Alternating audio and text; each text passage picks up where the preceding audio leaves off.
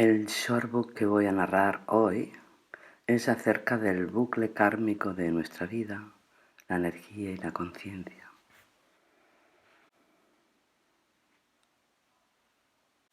Vivimos y dormimos, vivimos y dormimos. Esa es la rueda diaria en nuestra vida. Nos despertamos y actuamos, pero al cabo de unas horas volvemos a dormir. Y cada vez que despertamos nos encontramos exactamente las circunstancias que habíamos dejado ayer. Y durante aquel nuevo día las vamos modificando, moldeando, cambiando o creando otras circunstancias y factores nuevos. Pero lo que es seguro es que después de dormir cada noche nos encontraremos el resultado y el escenario de lo que hicimos ayer, o las consecuencias de lo que vivimos la semana pasada o el año pasado. Eso es exactamente la rueda del karma, el resultado de nuestras acciones, impulsos y pensamientos anteriores. El mecanismo kármico es un bucle en el que todos estamos sumergidos desde tiempos inmemoriales. El alma puede verse como una memoria. Por eso la ciencia aún hoy no ha encontrado la sede de la memoria en el cuerpo y hasta descartado que esté en el cerebro. Así que el alma es la memoria de nuestras acciones anteriores, de nuestros proyectos e ideas. No es la lógica, que tan solo procesa los datos, sino la memoria o almacenaje de experiencias vividas, que tienen un hilo de continuidad en el tiempo y conserva lo que nos une a nuestro particular destino. Cada mañana el alma se despierta en nuestro cuerpo y continúa su proyecto de vida, de una forma más consciente o más inconsciente. Es evidente que el concepto de karma o la ley universal de causa y efecto, que es lo mismo, está necesariamente unido al concepto de reencarnación, la rueda de nacimiento, muerte, renacimiento. En el ejemplo dado, cada vez que dormimos es como la muerte, pero al día siguiente renacemos, sabiendo cuál es el siguiente paso a dar mediante la memoria del alma y la intuición. También el mismo concepto de karma, o equilibrio entre los efectos y las causas de nuestros hechos, está íntimamente vinculado al concepto de la responsabilidad, así como al de la libertad de elegir, el llamado libre albedrío. Pero vamos por pasos. De momento desmitifiquemos que el karma sea negativo, el mal karma, dicen.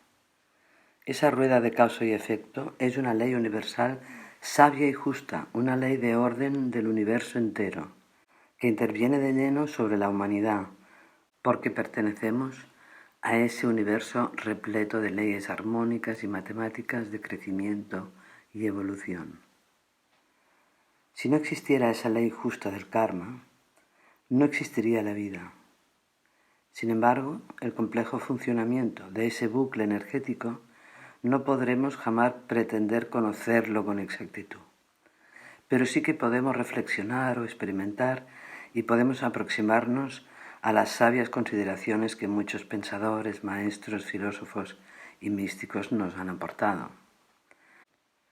El ser humano está compuesto por diferentes cuerpos, el físico y material, el etérico o vital, que es la energía que vivifica la materia o los órganos, el cuerpo emocional, o el cuerpo de deseos, que también se le llama así, y el cuerpo mental, o generador de ideas y creencias.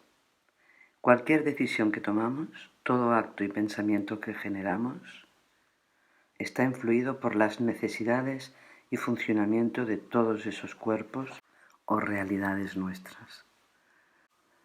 Y naturalmente estamos influidos por los actos, deseos e ideas de nuestros semejantes, del mismo modo que nosotros influimos sobre ellos.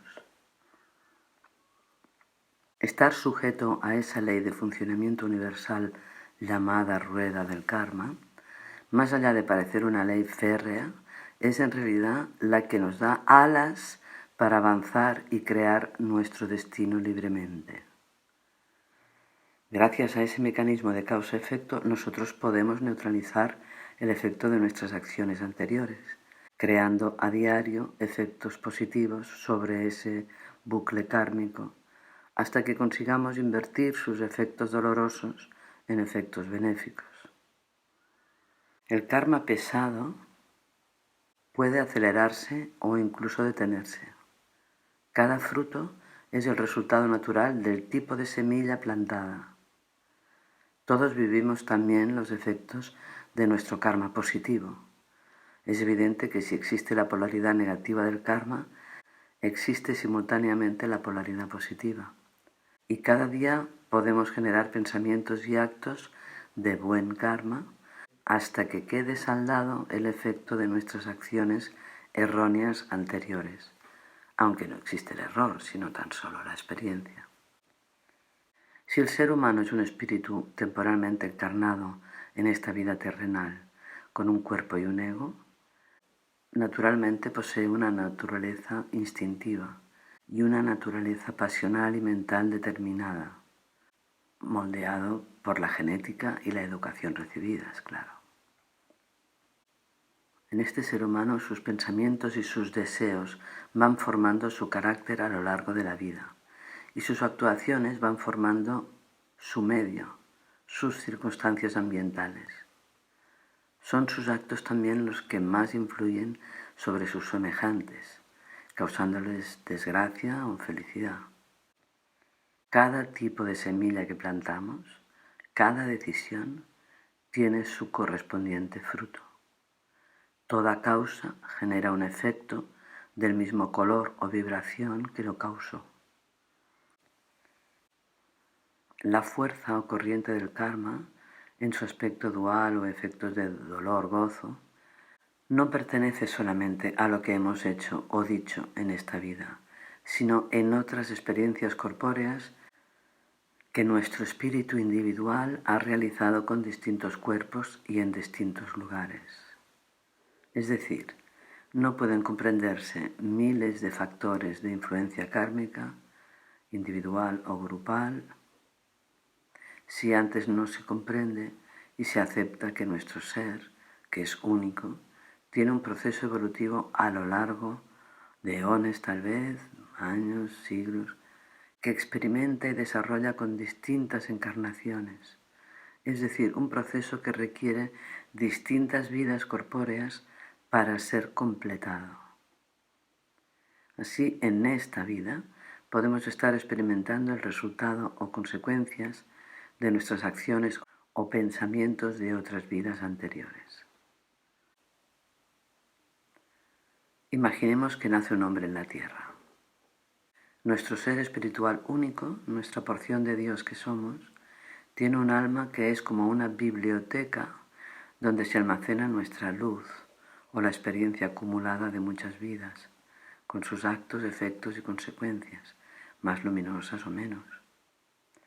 Nuestra alma es una memoria de hechos sucedidos, como un ordenador repleto de información y potencialidades o programas. Pongamos esa imagen para entenderlo sintéticamente. Pues bien, nace este hombre en la tierra, de padre y madre, y trae consigo sus facultades innatas, su alma cargada de experiencias. Ese hombre único y peculiar, todos lo somos, tiene ahora un cuerpo sano y unos genes. Tiene un doble etérico, que es la energía vital particular. Tiene una naturaleza pasional y un cuerpo de deseos propio. Y posee un cuerpo mental más o menos dotado. Dicen los sabios que las características de todos esos distintos cuerpos que tenemos también las escogemos antes de nacer. Escogemos estos cuerpos etéricos y los escogemos adecuadamente para tener las condiciones necesarias para poder realizar nuestra experiencia.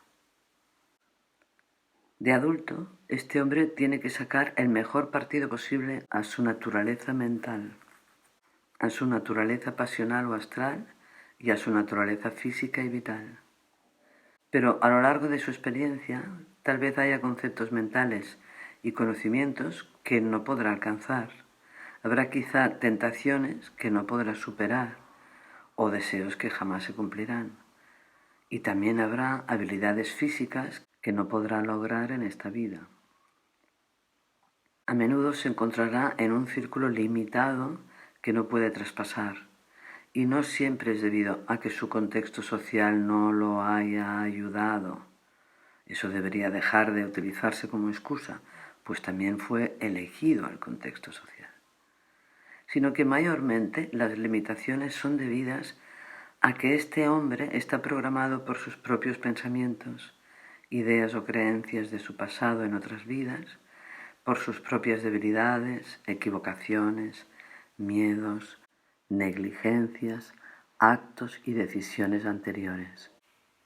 Limitado por el efecto de las oportunidades perdidas en otras vidas. Se nos presentan cientos de oportunidades que también podemos elegir no tomarlas, lo cual genera también un efecto. Y en general está cohibido o encadenado a sus errores antiguos, del mismo modo que está programado, condicionado y dotado por su karma positivo. Sin embargo, este hombre medio que hemos puesto de ejemplo puede obrar dentro de su prisión. Realmente se encuentra en un bucle kármico creado por él mismo durante siglos, un cúmulo de carga kármica que pesa más en su lado negativo que en el positivo, pero que realmente siempre puede comenzar a actuar para invertir esos polos. Dentro de su prisión, aunque sea despacio, puede ir creando un porvenir de libertad. Conforme él vaya tomando conciencia de que es un ser libre, empezarán a saltar sus cadenas. El concepto de libertad es una clave espiritual de evolución, pues nadie nos encadena más que nosotros mismos. El concepto de que hay alguien que nos castiga o que nos premia es uno de los mayores conceptos a trascender respecto a la espiritualidad y a la evolución de la conciencia. Ese Dios castigador o premiador no existe. Somos seres libres y por tanto responsables de nuestros actos.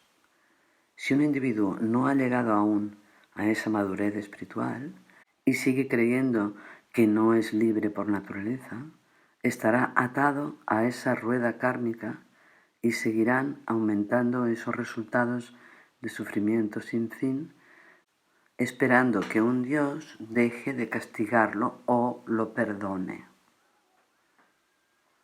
Para comenzar un proceso de extinción de su propio karma pesado o acumulado, el individuo tiene que empezar a ejercer una fuerza positiva en el foco mismo de lo que su ego crea cada día y sus consecuentes efectos. Trascender el karma y salir de ese bucle implica revisar la naturaleza de sus pensamientos, observarlos y entender qué tipo de energía engendran. Esos pensamientos engendran desconfianza, escasez, desvalorización propia o de los demás, crítica, rivalidad y muchas cosas más. Y debe poner mucha atención a su cuerpo de deseos, todo lo que su ego quiere que suceda, expectativas, tentaciones, sueños, comodidades, beneficios, poder. Y muy especialmente debemos poner atención a nuestros apegos. La fuerza energética que más nos une al karma no está realmente en la acción, sino en el deseo, en una emoción que se llama deseo. Los deseos son apegos, son cosas que esperamos que ocurran, porque somos también emocionales o pasionales y porque nuestra personalidad está muy condicionada por una educación que está cargada de deseos y expectativas, como conseguir una reputación, un estatus, comodidad, autoridad, conseguir belleza y perfección, Incluso puede existir el deseo de ser muy espiritual, de iluminarse, de ser vidente, de volver al paraíso. En realidad el apego a nuestros deseos y expectativas es lo que nos lleva a una acción determinada. Nuestros actos dependen de nuestros deseos. Por eso digo que hay que poner mayor observación a lo que deseamos, porque lo que haremos será la consecuencia de lo que antes queremos, o sea, la consecuencia de nuestros deseos. Soltar todos esos apegos y expectativas, vivir lo que hay, lo que ya hay, lo que somos, no lo que quisiéramos que haya, no lo que quisiéramos ser o tener. Es decir, no estar siempre esperando que suceda algo concreto según nuestro deseo. Este es un núcleo de desactivación de la rueda pesada de nuestro karma. Dejar de desear. Estamos llenos de aspiraciones frustradas, que también son frutos kármicos. Soltar los apegos, los aferramientos y los deseos es lo que nos hace libres y puros. Generalmente tenemos apego al fruto que darán nuestras ideas y acciones. No confiamos suficiente en que la vida suceda por sí misma. No nos confiamos en la sincronicidad, en la providencia, Dios proveerá, en la sabiduría de la naturaleza y del universo. Es como si nos creyéramos los dueños del mundo y nos apegamos a nuestros deseos como única solución para nuestra evolución.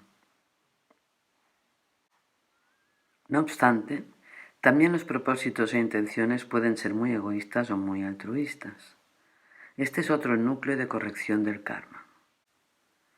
Si uno está muy centrado en su vida, su yo, su ego, sus deseos, sus circunstancias, sus ideas, sus creencias, sus intereses, y no tiene en cuenta constantemente las ideas de los demás, su evolución, su salud, sus beneficios, es decir, si de pensamiento, palabra y obra no hay una visión constante de la comunidad, de nuestros congéneres, del planeta, de la humanidad, si no hay un pensamiento ético y altruista, bondadoso y generoso, entonces esa rueda kármica girará en torno al egoísmo y sus consecuencias involutivas. No girará jamás en torno al amor, a la pureza o al bien común.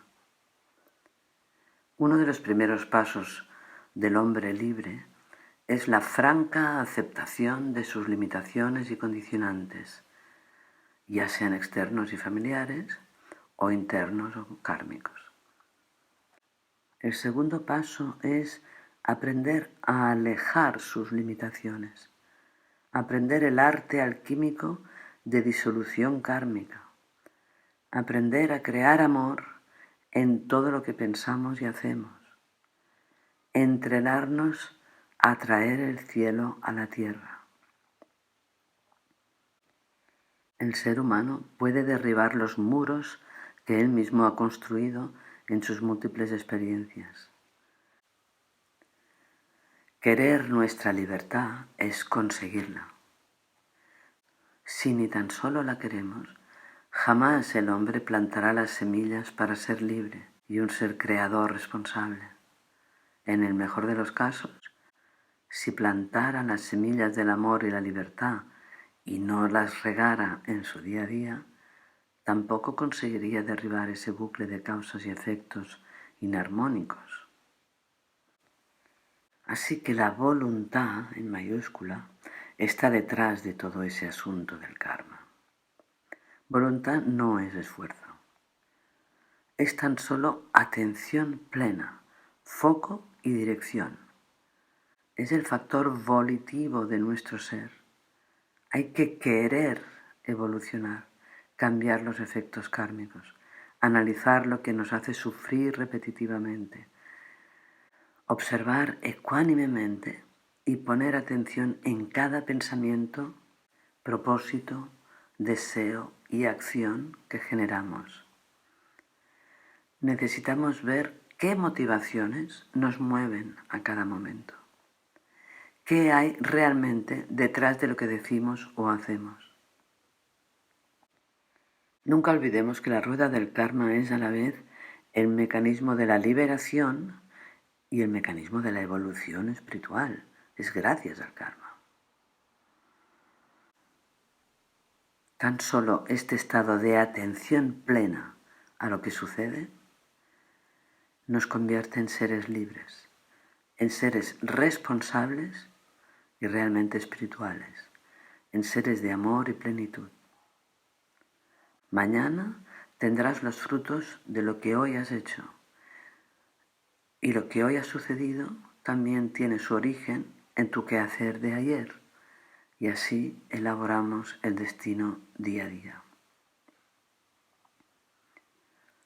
Y nuestro karma, nuestro destino, nuestras memorias y nuestros códigos están registradas, almacenadas en nuestro particular registro acásico, así lo llaman. Nuestro registro acásico es una porción pequeña de esa gran biblioteca del universo llamado el gran registro acásico de la humanidad entera. Es como si tuviéramos una estantería, cada uno de nosotros, de ese gran ordenador central o biblioteca enorme del universo. En realidad nada existe inconexo o independiente, sino que absolutamente todo, cualquier hecho, ente o materia, está de alguna forma ligado o es interdependiente lo uno con lo otro. Esta es la base conceptual de lo que hoy llamamos campo unificado. Una definición, muy acertada por cierto, de lo que a lo largo de la historia se ha venido llamando Dios, o inteligencia universal, o el origen, o la fuente. Ha habido 1000 definiciones de Dios y actualmente se llama el campo unificado. En esa amalgama de fuerzas, energías, hechos, circunstancias o materias, existe una graduación o una intensificación de densidad y de sutilidad. En esta gama de intensidades energéticas, vemos que en realidad la energía se va densificando hasta llegar a los planos más materiales, con lo cual diremos que la materia realiza o manifiesta lo mismo que antes había realizado la energía de aquello mismo. Es como si la energía le diera las órdenes de funcionamiento a lo que es físico, o como si la materia fuera impulsada, en el sentido de motor, por la energía. Dicho de un modo más sintético aún, la materia va siguiendo a la energía o depende de ella. El asunto de la energía realmente está vinculado a nuestro proceso kármico también. Vamos a poner varios ejemplos. Uno de ellos es muy simple, visual y gráfico, y a menudo lo empleo en mis cursos presenciales con buenos resultados pedagógicos. Imaginemos una botella llena de agua, a la que se le añade tierra. La agitamos y observamos una amalgama de barro, o sea, de tierra y agua mezcladas, como un solo líquido marrón. Si se deja reposar la botella, de inmediato veremos que en la parte de abajo el líquido es mucho más oscuro que en la parte de arriba. Entre medio hay una degradación o una gama de densidad del barro, siendo mucho más espeso abajo, medio turbio por el centro y obviamente el líquido es mucho más claro y transparente por la parte de arriba de la botella. Sin embargo, a pesar de las distintas densidades, todo es lo mismo, agua y tierra. Ocurre exactamente lo mismo con la energía y la materia, dos elementos que nos pueden parecer distintos pero que en realidad son lo mismo, como el ejemplo de la botella de barro. Y conviven a la vez. Y esa realidad materia-energía tiene una degradación de intensidad, una gama más o menos densa, más o menos sutil de su composición. Lo que llamamos materia viva no es comprensible sin la energía. Dicho de una forma aún más concreta, podremos ver que lo que llamamos materia, nuestro cuerpo por ejemplo, es energía densa, mientras que nuestros instintos, sensaciones, emociones, sentimientos, pensamientos, procesos anímicos y espirituales, correlativamente, son energías cada vez menos densas, menos visibles, más sutiles o más ligeras. De lo más oscuro, espeso y opaco, como la tierra de la botella, pasa gradualmente a ser más ligero, fluido y transparente, como el agua de la botella. Pero en realidad es lo mismo, tan solo cambia su intensidad, su densidad y su proporción en la composición o mezcla.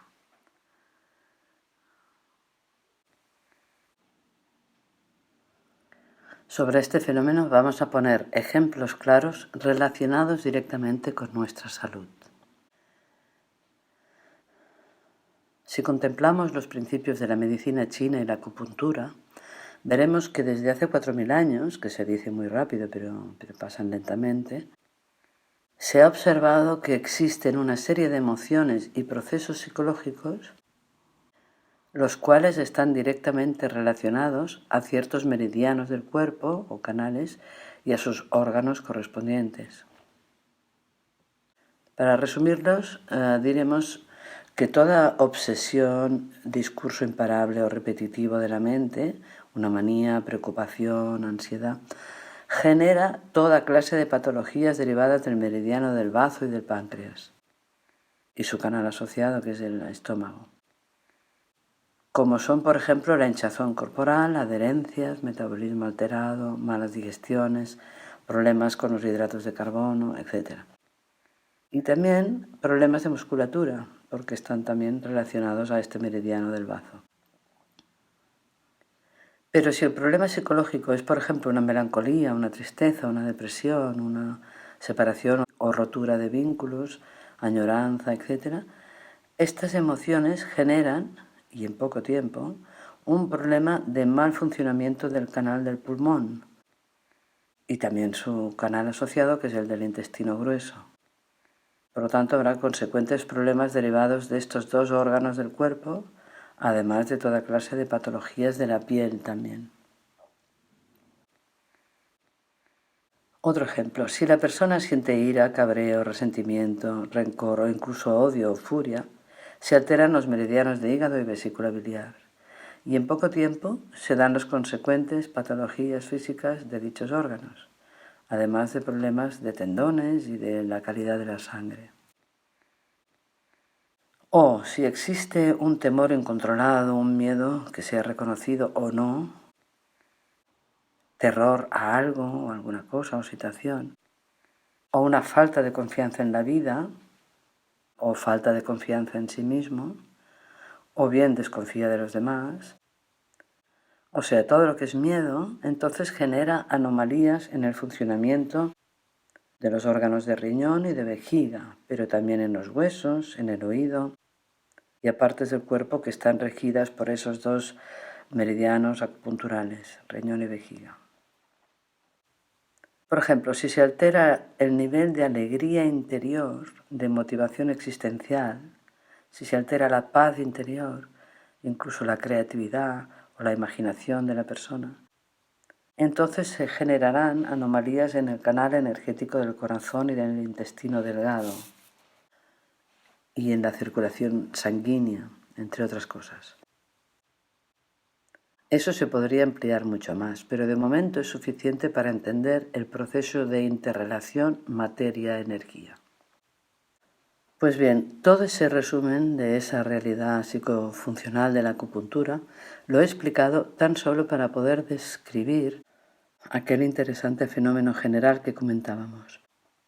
La materia sigue a la energía. Cuando la energía se altera, emoción, pensamiento o canal energético, entonces se densifica esta energía hasta llegar al ámbito de la alteración de la materia, el cuerpo, la célula, el órgano, el sistema. Esta es, en todo caso, la base y fundamento de la mayor parte de la medicina psicosomática y la explicación etiológica o causal de muchas enfermedades, la mayoría de las enfermedades, aunque no todas. Cualquiera de estas experiencias, estos comportamientos psíquicos, de alguna forma quedan grabados y registrados en un banco de memoria, un sustrato tremendamente complejo que posee todo ser humano, como hemos dicho. Esa famosa memoria celular de la que tanto se habla hoy no es nada más que una memoria registrada en toda célula, en cualquier articulación, tejido, biofotón o fluido del cuerpo.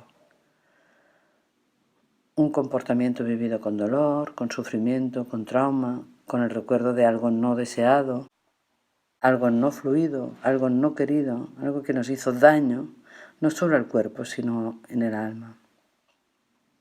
Cuando en una experiencia posterior del mismo tipo se despierta esta misma memoria celular de algo que ocurrió, entonces se cursan síntomas parecidos a los vividos en el pasado y naturalmente se activa de nuevo aquel registro, el dolor vivido con anterioridad, etc. Incluso la mayor parte de veces se activa de forma inconsciente e involuntaria, y eso es natural. Si alguien tuvo una mala experiencia en la infancia, cuando se repite algo parecido en su vida adulta, se le activa de nuevo un recuerdo inconsciente de aquella mala experiencia vivida. Vamos a poner el caso típico de una intervención médica realizada por imposición a un niño. A menudo pasa, pocas veces se informa o se pide permiso al niño para intervenir sobre él, como si no fuera un ser humano. O, por ejemplo, una extirpación de una glándula amígdala realizada con poca delicadeza y sin la suficiente preparación psicológica del niño, lo cual significa ocultarle lo que le van a hacer en su cuerpo. Desde luego, aquella pequeña cirugía o intervención genera en él sorpresa, como mínimo. Tal vez cierta agresividad, genera impotencia, rabia, desprecio o resentimiento. En cada caso es sutilmente distinta la emoción que genera. Todo ese caos en su interior ha sido causado por falta de comunicación, por una falta de información de la verdad, de la realidad, lo cual no deja de ser una enorme falta de respeto por aquel niño como ser. Esa memoria, ese recuerdo, que en este ejemplo se encuentra registrado en sus células en la zona de la garganta, también está grabado en su memoria experiencial o psicoemocional, en su campo energético. Pues resulta que al cabo de 15 años, cuando esta persona adulta tiene un simple dolor de garganta, por enfriamiento, por ejemplo, dicha persona es capaz de entrar inexplicablemente en una gran depresión, le puede cambiar su humor, sentirse airado, resentido, coger una baja laboral de varios días o hacer la vida imposible a las personas con quien convive. Pero todo eso tan exagerado sucede por un simple dolor de garganta.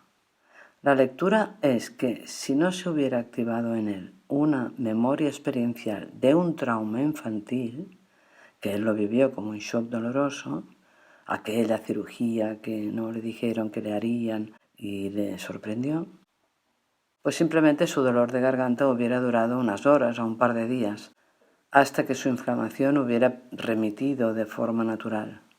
Algo le resonó vivamente dentro de su ser, algo que le modificó por completo su usual comportamiento y le alteró incluso psicológicamente sin explicación alguna.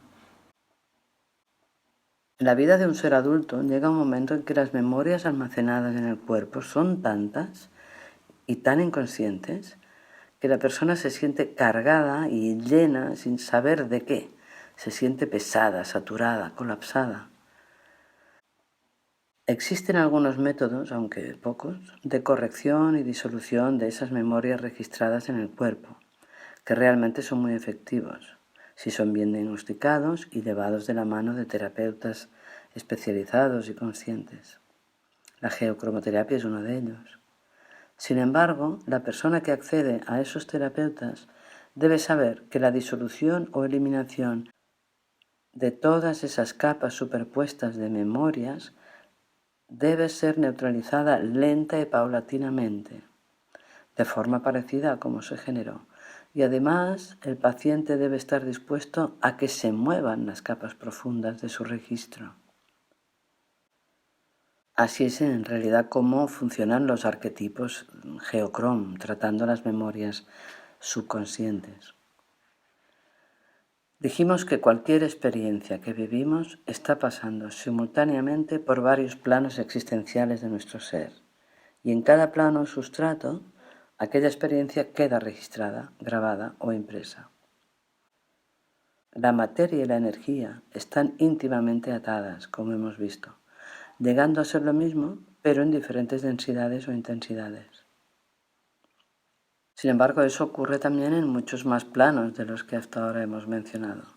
También en el plano de la espiritualidad ocurre el mismo proceso de densificación respecto al plano psicológico. Ahora deberíamos ampliar un poco más el concepto de densificación de la energía respecto al factor tiempo. Existe un tiempo de densificación de esa fuerza energética hasta llegar a densificarse en el organismo.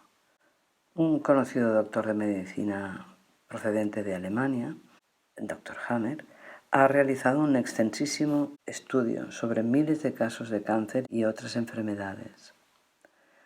Según Hammer, se ha comprobado que existe un tiempo aproximado de 2 años entre la aparición del conflicto psicológico y el primer diagnóstico de un cáncer declarado o ya extendido.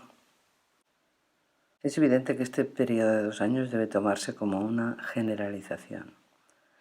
Este investigador definió el cáncer o la degeneración celular como un conflicto psicológico vivido en silencio y en solitario y no expresado bajo ninguna forma, ni verbal, ni artística, ni cantando, o sea, no expresado. A partir de vivir una realidad interior muy conflictiva, sea una pena profunda, un rencor, un miedo determinante, etc. En total silencio, sin compartirla con nadie, sin expresarla, es decir, reprimiendo y falseando esta emoción o este sentimiento interno, las células del cuerpo comienzan un proceso de degeneración celular y es entonces cuando la enfermedad se instala en el cuerpo. Una vez más observamos el fenómeno de la densificación energética. El conflicto interno que nace de una energía reprimida de tipo psicológico, sea emoción, sentimiento, idea, es un conflicto existencial que ha alterado ciertos canales acupunturales, ralentizando su corriente o acelerándola, y esta energía modificada, a su vez, altera el funcionamiento óptimo de las células de algún órgano. Este hecho, que la materia sigue la energía, es una revolución a nivel de concepto existencial. Toda la filosofía del materialismo, desde Descartes hasta hoy, cambia por completo. Todo lo que vemos, todo lo material y físico, ha tenido antes un origen energético. Ha existido un campo de ondas previo, un patrón etérico anterior que ha engendrado la concepción de aquella materia. Dicho de otro modo, detrás de un virus hay un patrón del virus, un campo energético que con un cierto tiempo indeterminado da lugar a la materialización de aquel virus u organismo. Y detrás de un ser humano, antes de su concepción, existe también un campo de energía que hace posible la fecundación de un óvalo por un esperma. Ese patrón de vida humana, ese proyecto, esa función, que a veces le llamamos alma, genera un campo vibratorio determinado que llega a densificarse hasta poderlo ver en lo orgánico con nuestros propios ojos. O sea, la materia sigue la energía, está claro. Pero, ¿la energía a quién sigue? ¿De dónde procede la fuerza de creación de esa energía? ¿Qué hay detrás de la energía? El mismo mecanismo que hemos explicado hasta ahora se repite en otra banda de frecuencias más sutil aún. Ocurre lo mismo entre la energía, que es más densa, y la conciencia, que es menos densa aún. Es decir, la materia sigue a la energía y la energía sigue a la conciencia. Repito, porque es muy importante. La materia sigue a la energía y la energía sigue a la conciencia o alma. Conciencia o alma y espíritu son dos fuerzas que están íntimamente relacionadas, pero son en sí mismas distintas. El alma o conciencia de cada uno es como la gota de agua del océano. La humanidad entera sería un cúmulo de gotas de agua que conforman todo el agua del océano y se parecen entre ellas o forman un todo. Ese todo es el espíritu.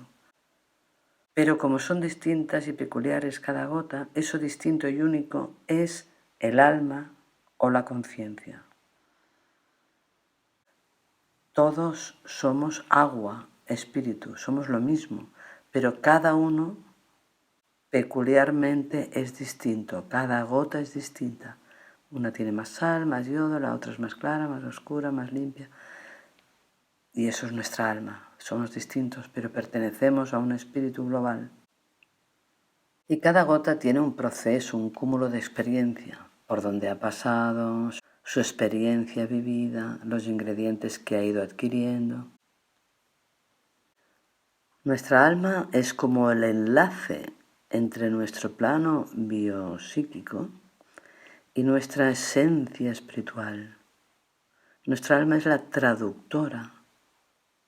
El alma humana es la mediadora entre los planos más densos y los planos más sutiles de nuestro gran ser.